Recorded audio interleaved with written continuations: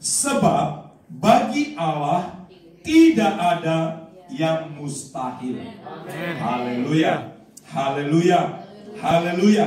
Bapak Ibu Saudaraku yang dikasih oleh Tuhan, ini adalah bagian dari berita Natal yang memberikan satu keadaan ataupun memutarbalikkan keadaan yang kalau kita melihat saudara-saudara, rasanya bangsa Israel khususnya pada waktu itu saudara-saudara merasa sudah tidak ada pengharapan. Mereka diperhadapkan kepada masa depan yang suram. Kalau berbicara masa depan saudara-saudara, saya selalu ingat saya, Guru Carlos, dan satu lagi teman kami, jadi kami bertiga trio selalu kemana-mana saudara-saudara ya. Ya, jadi kalau jadi kalau kami sudah kehabisan perbekalan di tempat kami masing-masing, kami langsung datang ke Omar Undengan tepat siang hari. Iya. Ya, jadi kami makan banyak-banyak untuk bekal sampai besok. Ya, rasanya tidak ada harapan. Ya, tidur pun saudara-saudara beralaskan koran. Jadi kalau ada nyanyian seperti itu kami mengalami, dan saya percaya yang lain juga mungkin mengalami. Ya, jadi saudaraku yang dikasih oleh Tuhan, kita pada waktu itu ada di dalam masa depan yang suram.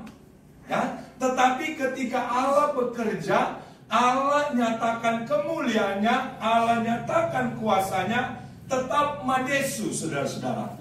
Masa depan sukses. Haleluya. Haleluya. Puji Tuhan.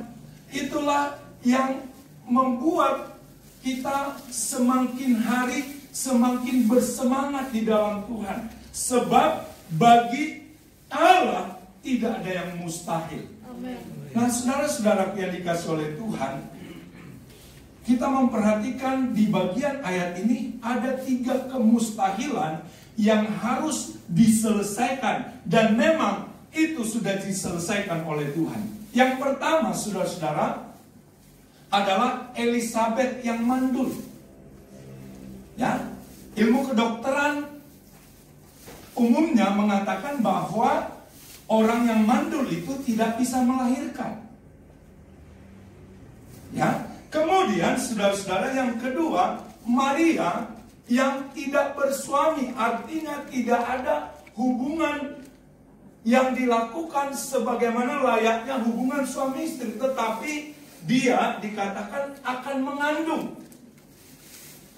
Dan yang ketiga, kemustahilan di sini saudara-saudara yang dicatat di pasal yang pertama ini adalah bagaimana Allah yang besar, Allah yang mulia, Allah yang dahsyat itu menjadi manusia. Nggak mungkin. Secara manusia tidak mungkin. Itu mustahil. Bahkan jauh dari apa yang dikatakan, yang diketahui oleh orang-orang pada saat itu, saudara-saudara. Tetapi sekali lagi, kalau Allah yang berfirman, yang mengatakan tidak ada yang mustahil bagi Allah, maka saya yakin dan percaya Tuhan sanggup melakukan segala perkara. Haleluya. Ya, sekali lagi saudara-saudara, kalau berbicara tentang pelayanan, saya lihat, Pak Carlos sekarang sehat. Ya. Haleluya. Karena kalau melihat 20 tahun lalu saudara-saudara, kayaknya benar nggak ini kita di Bali kan begitu ya saudara-saudara. Saya lihat dia lihat saya. Dengan berjalannya waktu, Allah sedemikian rupa melakukan karya-karyanya. Nah, bagaimana? Ya, yang mustahil ini menjadi tidak mustahil. Tentunya, ya, ini dari pihak Allah dan pihak manusia harus sama-sama ada koneknya, saudara-saudara. Nah, kita mau memperhatikan apa yang dikerjakan dari pihaknya Allah, sehingga apa yang mustahil menjadi tidak mustahil. Ayat yang ke-35 dikatakan di sana, Atau kita baca dulu ayat 34, apa yang menjadi respon daripada Maria ketika mendengar berita ataupun penyampaian dari malaikat bahwa dia akan mengandung. Padahal dia belum bersuami, dikatakan di sana. Kata Maria kepada malaikat itu, bagaimana hal itu mungkin terjadi karena aku belum bersuami? Jawab malaikat itu kepadanya, Roh Kudus akan turun atasmu dan kuasa Allah yang Maha Tinggi akan menaungi engkau. Sebab itu anak yang akan kau lahirkan itu akan disebut kudus, anak Allah. Haleluya. Bapak Ibu Saudaraku yang dikasih oleh Tuhan, tentunya sebagai hamba Tuhan kita sangat hafal itu ayat di Kisah Para Rasul pertama ayat yang ke-8, ya. Kalau Roh Kudus turun atasmu, ya, kamu akan menjadi saksiku. Roh Kudus, saudara yang dikasih oleh Tuhan, diberikan kuasa, memberikan kuasa. Maksud saya, saudara-saudara, jadi ketika Roh Kudus diberikan atas kehidupan kita orang percaya, maka ada kuasa Tuhan yang turut bekerja, sehingga apa yang mustahil menjadi tidak mustahil. Ya. Kemudian dari pihak kita manusia untuk merespon apa yang sudah Tuhan berikan, apa yang sudah Tuhan nyatakan itu, saudara-saudara, perhatikan, ini menjadi sangat penting buat kita. Ayat yang ke-38.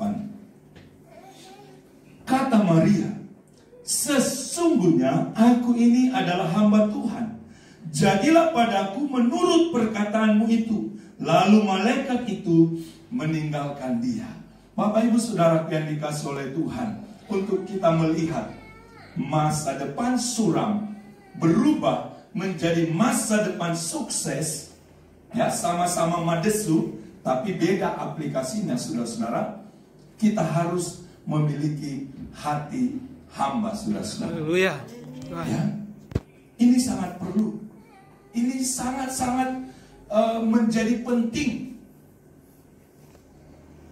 Salah satu sifat ataupun hal yang dimiliki oleh seorang hamba, saudaraku yang dikasih oleh Tuhan, adalah ketaatan. Ya, sehingga ada statement yang disampaikan oleh seorang hamba Tuhan yang sering menyampaikan firman Tuhan. Dia katakan, di mana ada ketaatan, di sana ada mujizat. Haleluya. Ya?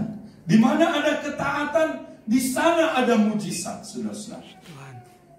Dan saya menyaksikan sedikit, ini juga pengalaman saya pribadi dan keluarga dan pelayanan di tempat ini, bagaimana menghadapi masa-masa pandemi itu. Di awal itu saya sangat gamang, saudara-saudara. Apa yang harus saya lakukan? Karena pada waktu itu kita memang merencanakan untuk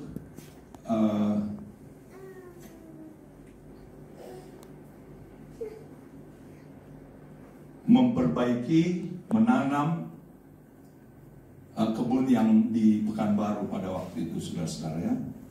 Tapi belum terjadi, kita sudah mendengar kabar COVID. Jadi kita bingung, gamang, apa yang harus kita lakukan? Lalu kita balik ke Bali. Lalu di Bali juga diperhadapkan kepada persoalan yang ada. Akhirnya saya bilang begini sama Tuhan, hanya Engkau yang bisa menolong. Kalaupun pada akhirnya ada aset yang terjual, ada aset yang harus melayang, itu semua kan dari Tuhan. Kalau Tuhan mau ambil lagi silahkan, ya. Tapi bersyukur, saudara-saudara, tidak ada aset yang dijual, tapi ada aset yang bertambah. Haleluya. Ya, itulah cara Tuhan, saudara-saudara. Itulah Tuhan yang kita layani, itulah Tuhan yang kita sembah. Sungguh tidak ada yang mustahil bagi Tuhan. Amin. Dan saya percaya arisan sukacita ini, biarlah kita terus mengimpartasikan sukacita kemanapun kita pergi, karena itu penting, saudara-saudara. Karena memang setiap akhir bulan seringkali dahinya Ibu Gembala sedikit mulai kerut, ya. Ya. Mari kita impartasikan sukacita itu. Kita katakan tidak ada yang mustahil bagi Tuhan. Tidak ada yang mustahil bagi Tuhan. Tidak ada yang mustahil bagi Tuhan. Itulah juga yang dikatakan di dalam Markus pasal 9, bahwa bagi orang yang percaya tidak ada yang mustahil. Biarlah Roh Kudus senantiasa bekerja di dalam kehidupan kita, dan kita tetap memelihara hati hamba, sehingga semakin dahsyat Tuhan bekerja dalam kehidupan kita pribadi lepas pribadi. Tuhan memberkati, Tuhan menolong kita. Haleluya.